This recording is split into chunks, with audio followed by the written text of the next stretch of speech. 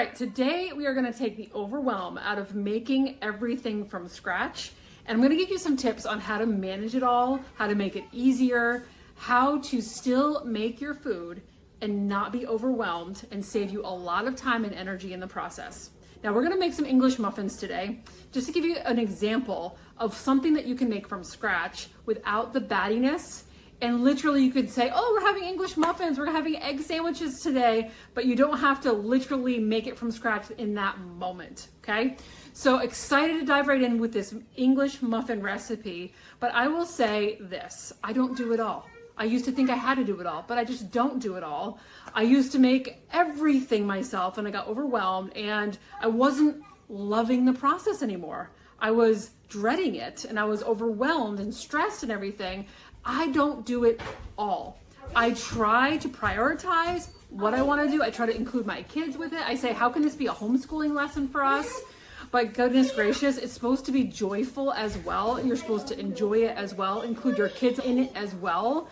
It's not supposed to be drudgery. Be sure to subscribe to our YouTube channel, The Little Oxen Haven, for more tips and ways that you can live healthier.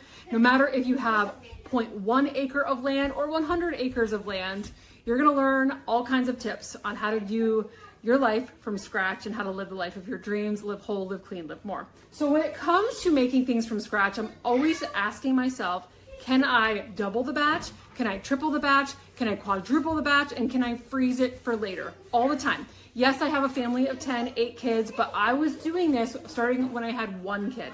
So I could simplify my life and make it manageable and doable to still make my things from scratch already with a full life. I love making lots of bread from scratch, multiple loaves so I can freeze them. Now we're gonna make a double batch of English muffins. Oh my goodness, you're gonna love them. They are so easy. And I'm gonna freeze most of them. Let's dive right in. We're gonna use this English muffin recipe out of this cookbook here, More with Less. This is the very first cookbook I got back when I was first married, learning how to make things from scratch. I love this. This has some gold recipes in there. It teaches you how to make things out of the basics, and they have a really great English muffin recipe. So what you're gonna need here is milk or some sort of milk. It calls for margarine, but I do not use margarine in my life. I use lard instead. I'm actually rendering some lard right now, but I use lard. You can use butter, you can use avocado oil or coconut oil. You're gonna need some sugar, salt, yeast, and flour for this recipe, and 1 egg for the recipe. So I already combined my liquids right here and warmed them up a little bit.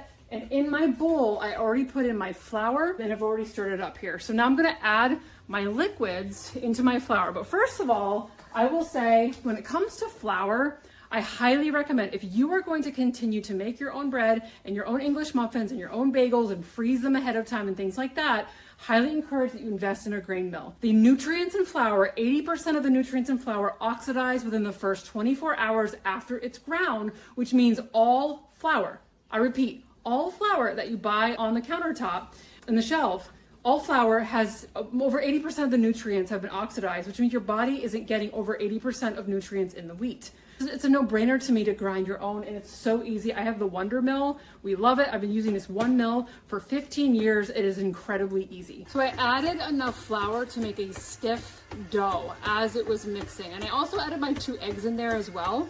So it says to add enough flour until you have a stiff dough.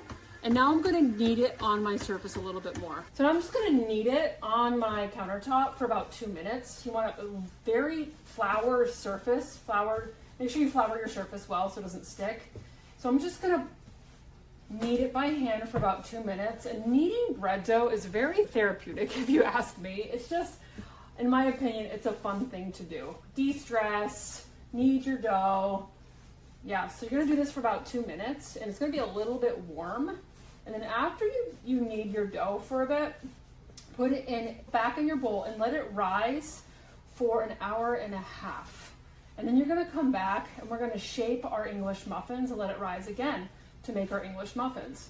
So again, you're gonna definitely consider doubling, tripling, quadrupling your batches so you can freeze things and use them all month long. It's gonna save you so much time and energy when you're doing that. We're also gonna clean up the mess as well. Now, some tools that I absolutely love when it comes to cleaning up the mess, I will show you that to make it so much easier to clean up all of your do it from scratch messes, because with making food from scratch, there definitely is mess. That's for sure. Okay, while we wait for those English muffins to rise, we are gonna clean up this dump a little bit. Okay, my dishwasher is filthy, filthy, filthy. So I'm gonna grab my wet kitchen cloth. You can use your wet Enviro cloth if you want to as well. It's basically a wet kitchen cloth will do it, a countertop cloth, any kind of Norwex microfiber in the kitchen will do the trick. So just wet with water, and you're gonna go over your stainless steel and your appliances with a wet cloth first, over your stainless steel. Go in the direction of the grain of your stainless steel with water. Okay, so then I'm gonna grab my Norwex window cloth. This is just a dry window cloth, and I'm going to polish it up. Polish it up. I love how easy this is. So honestly, I used to look at my appliances and get all batty with the fingerprints and the smears and all of that. I had a bunch of milk coming down the other day, and there you go. Clean, clean, clean. Now let's go to the window. All right, look how filthy my window is next to my kitchen sink. I'm gonna grab my Enviro cloth. This is just wet with water. And again, I'm just gonna go over it first with my wet Enviro cloth first. Wet with water. Don't grab paper towels or blue window cleaner.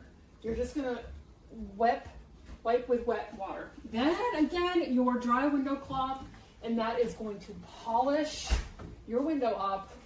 Now I'm gonna have my daughter do the other side of the window because that is a kitty cat nose print right there. I'll have her do the other side in a minute. All right, and I'm gonna move on to the other window right over there, and then the stove. Last but not least, the outside of my oven door. It is smeared with all kinds of food and grime. I'm gonna go over it first with my wet Enviro cloth. All right, really quick with water, and then we are going to definitely do the handle, and then we're gonna polish it with a dry window cloth. Polish, polish, polish it up.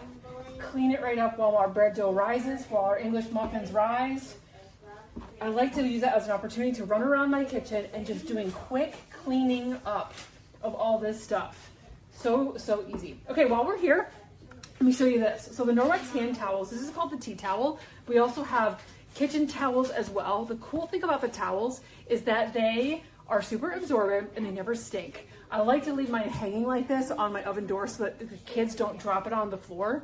It's here all the time for us to dry our hands with. You can also use it to dry pots and pans with. The silver embedded into the fibers will self-purify the hand towels for you between uses. So they're not gonna stink. You don't have to launder them very often because the silver in there is cleaning it for you. And then every now and then you wash in the washer and dry in the dryer.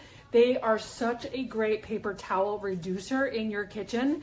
Instead of having to use paper towels or having multiple different hand towels in your kitchen, just have a couple of these and you're good to go, and they'll last for years. So some other ideas when it comes to making things from scratch and making lots of them and then freezing them so that you can pull them out of the freezer now and then when you want to use them. Think muffins, think waffles, think pancakes, burritos. I like to make chili and soups and stuff in bulk so we can use it all week long and for my husband's lunches. There's all kinds of things. Look at my Little Oxen Haven guide.